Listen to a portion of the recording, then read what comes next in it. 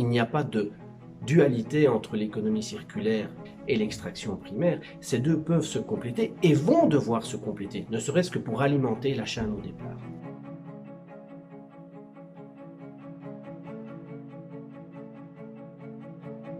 L'économie circulaire pour la Fédération et ses membres est un thème qui est extrêmement porteur et important. C'est vraiment une autre façon de penser par rapport à l'économie linéaire où on extrait les matières, on produit, on consomme et on jette et souvent on élimine de façon totalement inadéquate. L'idée est d'économiser les ressources, de les utiliser, de les réutiliser encore, de produire moins de déchets, finalement de découpler la croissance de l'économie avec la consommation des ressources. Ça a beaucoup de sens pour le bilan carbone au niveau de notre société, ça a beaucoup de sens pour gérer de façon réfléchie notre ressource naturelle qu'on peut avoir en région wallonne. Je pense que l'industrie extractive à sa place est un acteur important de l'économie circulaire, aussi bien dans les réflexions en amont que l'aval, parce que l'économie circulaire c'est pas juste le recyclage des déchets, c'est aussi réfléchir en amont à des meilleurs procédés pour minimiser l'impact sur l'environnement et le prélèvement des ressources. Qu'une fédération comme la FEDIEX peut coordonner pour pouvoir valoriser l'ensemble des matières de façon à ce que toutes les matières extraites du sous-sol soient valorisées un maximum pour justement augmenter l'approche durable d'une matière qui est de toute façon non renouvelable. Nous pouvons nous targuer aujourd'hui d'une récupération optimale des ressources présentes dans nos carrières, que ce soit les matériaux nobles qui serviront à la construction ou les matériaux dits de découverture. Et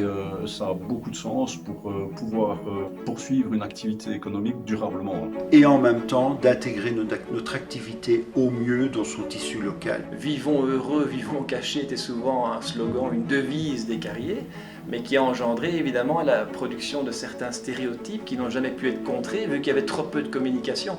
La communication, c'est vraiment une urgence pour le secteur carrier, parce qu'effectivement, il a mauvaise presse. Le secteur carrier est un secteur essentiel en Wallonie et partout dans le monde, par les matériaux qu'il met à disposition évidemment de notre économie et de notre société de façon plus générale. Je pense que ce rôle est largement sous-estimé, d'où l'intérêt de cette campagne de communication qui vise aussi à faire connaître l'importance du secteur pour la vie au quotidien finalement de nos concitoyens. Donc la première étape, c'est bien entendu de respecter le permis d'environnement qui est à disposition des différentes entreprises qui sont actives dans le secteur carrier.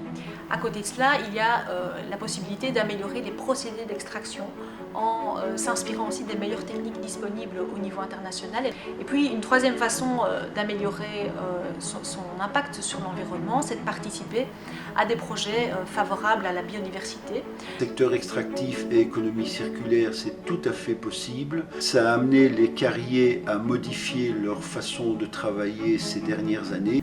Et une carrière wallonne, c'est un endroit de haute technologie industrielle. Ce n'est pas une pelle et un marteau où l'on serait en train d'extraire quelque chose comme peut-être l'activité extractive charbonnière a laissé comme empreinte dans la société wallonne aujourd'hui. On n'est plus dans ce niveau-là. Je pense qu'à l'évidence, on va construire notre activité économique différemment à l'avenir. La société attend cela de nous et l'ensemble du secteur de l'extraction est à cet égard, me semble-t-il, au rendez-vous et le sera encore plus à l'avenir. Aujourd'hui, on ne peut plus imaginer autre chose. Aujourd'hui, on doit aller vers cette économie circulaire, une économie de la ressource. Dans toute une série d'industries, on a des besoins en ressources naturelles. Et je suis personnellement convaincu qu'il faut viser la complémentarité entre les différentes ressources, qu'elles soient naturelles, artificielles, issues d'un processus de recyclage. On a aujourd'hui une nécessité vitale pour notre société, de manière générale, à la rendre durable, et on va devoir aller vers ces complémentarités.